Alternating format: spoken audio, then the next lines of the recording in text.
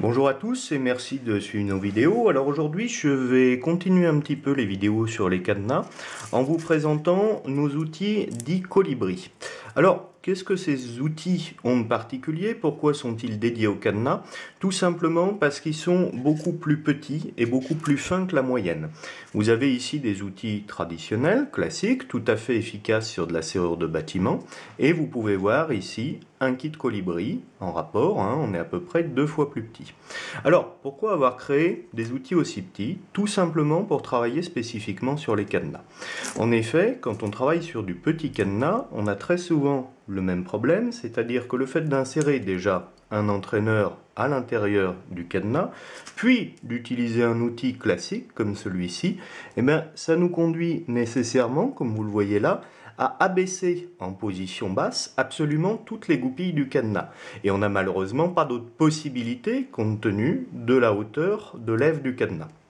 Du coup, on en arrive malheureusement à des solutions un petit peu extrêmes, comme vous le voyez ici, c'est-à-dire qu'à défaut de pouvoir crocheter ces cadenas, qui sont pourtant relativement faciles à ouvrir, on est obligé d'utiliser un coupe-boulon, ce qui bien entendu est un petit peu dommage. On a donc décidé de créer ces outils spécifiques, les Colibri, qui sont des outils doubles, qui vont se présenter avec bien sûr des outils de raclage, le Snake et puis le Five Mountain, et puis des palpeurs doubles sous 2 formes différentes qui vont nous permettre véritablement de faciliter beaucoup les ouvertures sur ce type de cadenas. Alors on va maintenant faire un petit test. Alors tout d'abord on va commencer par utiliser des outils classiques pour bien revoir quelle est la problématique. Donc vous le voyez, l'entraîneur est introduit. On va utiliser ici un palpeur traditionnel, très efficace pour le bâtiment. Et puis, malheureusement, je connais déjà un petit peu le résultat. Je ne vais pas trop m'acharner sur ce cadenas. Vous le voyez, le problème, c'est tout simplement que je suis obligé de descendre toutes les goupilles. Et donc, sauf si j'ai une combinaison extrêmement basse, j'ai peu de chances d'arriver jusqu'à l'ouverture de ce cadenas. On va maintenant essayer donc les outils dédiés, nos pics Colibri.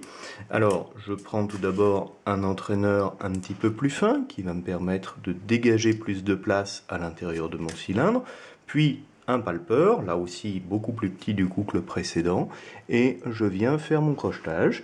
Donc j'ai déjà du ressenti, ce qui n'est pas négligeable, parce que ça nous permet de travailler en ayant confiance dans ce qu'on fait, plutôt que de nager dans un cylindre. Ça ne veut pas dire pour autant que je vais avoir une ouverture immédiate.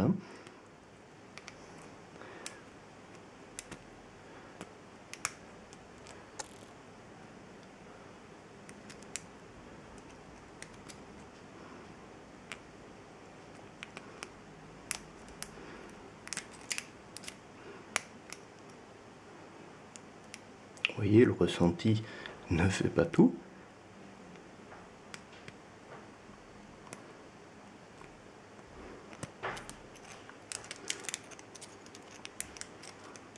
Voilà, hop, on a ouvert ce premier cadenas, c'était quand même un petit peu long. On va maintenant voir ce qu'il en est sur un deuxième cadenas. Donc de la même manière, vous voyez, j'ai pas mal de place ici pour travailler. Hop, on a là aussi réussi notre ouverture. Et puis on va faire un test sur un dernier petit cadenas.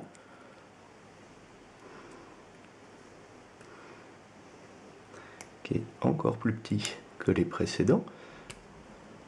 Ce qui ne le rend bien sûr pas plus facile.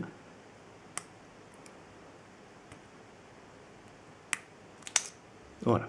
Et vous voyez que là aussi, on a réussi notre ouverture. Voilà, j'espère que cette petite présentation des outils Colibri vous aura intéressé et je vous dis à bientôt pour une prochaine vidéo.